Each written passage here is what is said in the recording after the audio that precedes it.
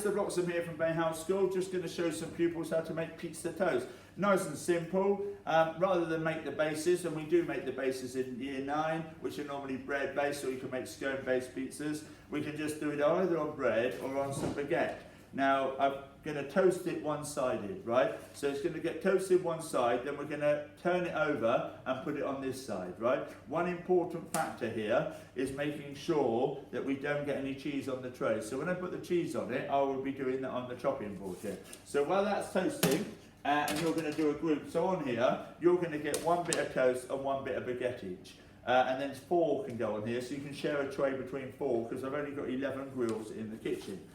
So the grill has to be on full, you have to leave the door open, and we put it under. Now I don't need an oven cloth to put it under, but I will to take it out. And the most important, with taking any cheese scones out or taking the pizza toast out, we have to fold the oven cloth in half. So everybody should be watching me now, and we should cover the hand here, because I had one pupil this time got a blister on their hand here, so they obviously didn't have it protected. So when I go to pick something out like this, yeah, or if it's in the oven and I touch these metal, say pretend this is a metal oven bar, when I go up like that, it's going to protect me, right? So when you go in there and you're going near the back, it might only be a small gap, so then that will protect your hand, right? The other rule with this is we don't get it wet and we don't dry up with it. And when we finish with it, we don't need to put it in the dirty laundry one. We can fold it up neatly and put it back in the tub.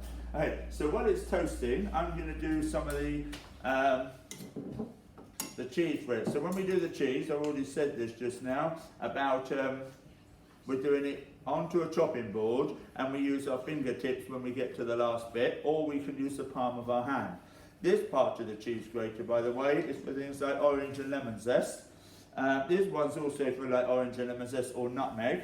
And this one here could be for slicing cucumber or something like that. So I'm going to grate all this cheese. And it's better to grate it on a chopping board or a white tray. Don't try and grate it up in the air, because then you're holding it. If you had lots to do, you'd be a lot quicker if you're grating it on a chopping board. I've also got some tomato here. This is a mixture of like tomato puree and chopped tomatoes, and got some herbs, onion and garlic in.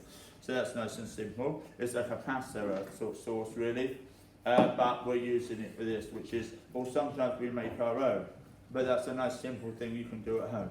So this is a bit like a toasted sandwich in a way, and I don't know about most people prefer, they're not going to talk, but they're just going to put their hand up, and I'm going to tell you how many of the class. Hands up if you prefer a toasted cheese sandwich to a cold cheese sandwich. Let me have a look. Oh, do you know what, everybody in the class said that, and that's me. I would prefer it toasted. Now, well, cheese tastes better when it's hot. It's a bit like sausage rolls, I like them hot. There's certain things I like hot. Anyway, let's have a look and see if this is brown. Oh, I made a boo-boo there. That one I've rolled over. It should be on this side. So they're not done yet. We're just going to put them back, and we're going to just wait now until they come out the oven.